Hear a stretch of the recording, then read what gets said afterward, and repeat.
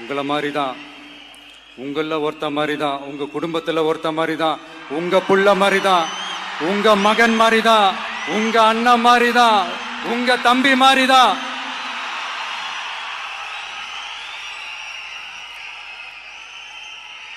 அப்படிதான் நான் உணர்றேன். நீங்களும் என்ன அப்படி நினைச்சதுனால தான் சினிமாவில் எனக்கு ஒரு மிகப்பெரிய ஒரு இடத்த ஒன்று கொடுத்தீங்க. அதையெல்லாம் விட்டுட்டு உங்களுக்காக நன்றி கடன் செலுத்துறதுக்காக அரசியலுக்கு வந்த உங்க விஜய, இந்த விஜய, நீ வா விஜய், நாங்களா இருக்கோம், பாத்துக்கிறோம். விஜய் தம்பி நீ வா, நாங்க இருக்கோம். விஜய் தம்பி நீ வா, நாங்க இருக்கோம். அண்ணா நீ வாடா, நாங்களா இருக்கோம். நண்பா நீ வா நண்பா, நாங்களா இருக்கோம் சொல்லி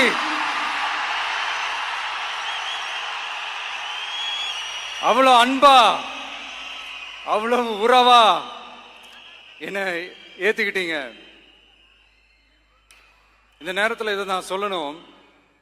இந்த டிராவல்ல, இந்த ப்ராசஸ்ல எனக்கு எவ்வளவோ கஷ்டங்கள், எனக்கு எவ்வளவோ இந்த அவமானப்படுத்தினதெல்லாம் ஒரு பக்கம் இருந்தாலும், எனக்காக கூட நின்ன உங்களுக்கும் அதே மாதிரி கஷ்டங்கள், அதே மாதிரி அவமானங்கள்,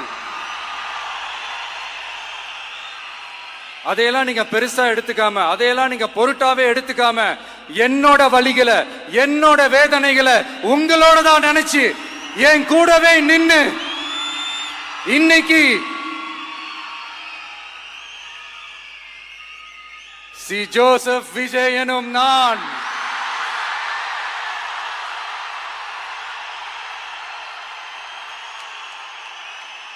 அத உண்மையாக்கி இருக்கிறீங்க. உண்மையிலே எனக்கு என்ன சொல்றதுன்னு எனக்கு தெரியல. என்னுடைய உறவுகளே, என்னுடைய சொந்தங்களே, நான் ஒன்றும் தேவ தூதன்லாம் கிடையாது. நானும் ஒரு இயல்பான ஒரு வாழ்க்கை வாழ்ற ஒரு சாதாரணமான மனுஷன்தான். நான் முன்னாடியே சொன்ன மாதிரி அது செய்வேன் இது செய்வேன்னு பொய்யான வாக்குறுதிகள்லாம் கொடுத்தவங்கள நான் ஏமாத்த மாட்டேன். எது சாத்தியமோ அது மட்டும்தான் நான் செய்வேன். இம்மிடியட்டா உங்க மனசுல ஒரு கேள்வி ஒண்ணு வரலாம், அப்ப சாத்தியம் இல்லாததை செய்ய மாட்டாங்களா, செய்ய முடியாதா அப்படின்ற ஒரு கேள்வி ஒண்ணு வரலாம். இத்தனை கோடி மக்கள் என் கூட இருக்கும் போது எது வந்தாலும் பாத்துக்கலாம், என்ன வந்தாலும் பாத்துக்கலாம் அப்படின்ற அந்த கான்பிடன்ஸ் என் மனசுல இருக்கு.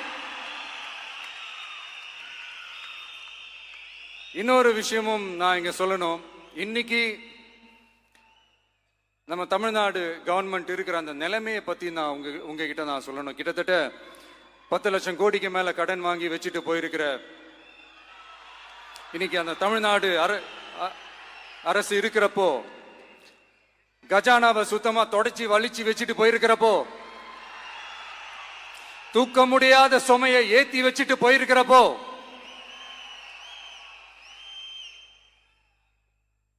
அப்படிப்பட்ட ஒரு நிலைமையில தான் இந்த பொறுப்பை நம்ம கையில் எடுத்திருக்கிறோம். உடனே நீங்க நினைக்கலாம், என்னடா இவர் ஏதோ பொறி வச்சு பேசுறாரா அப்படின்ட்டு. அப்படிலாம் எதுவுமே கிடையாது. உள்ள போய் பார்த்தா தான் தெரியும் எது எந்த நிலைமையில இருக்குன்னு, என்ன இருக்கு என்ன இல்லை, எது எந்த நிலைமையில இருக்கு எது எந்த நிலைமையில இல்லை. அதையெல்லாம் பார்த்துட்டு உங்களுக்கு ஒரு வெள்ளை அறிக்கையா அதை வெளியிடணும்னு நான் நினைக்கிறேன்.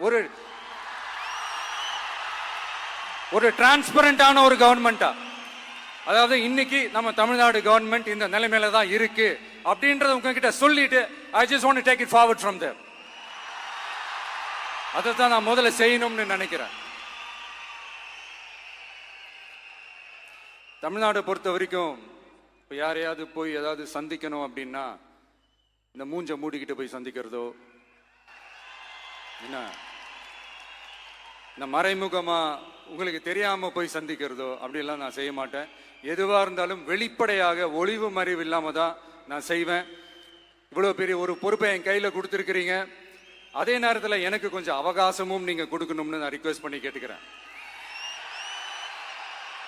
நான் சொன்னதையெல்லாம் படிப்படியா நிறைவேற்ற நான் ட்ரை பண்ணுவேன், நிறைவேற்றுவேன். அதே நேரத்தில் எனக்கு கொஞ்சம் அவகாசம் கொடுத்தீங்கன்னா எனக்கு கொஞ்சம் உதவியாகவும் ஒத்துழைப்பாகவும் இருக்கும்.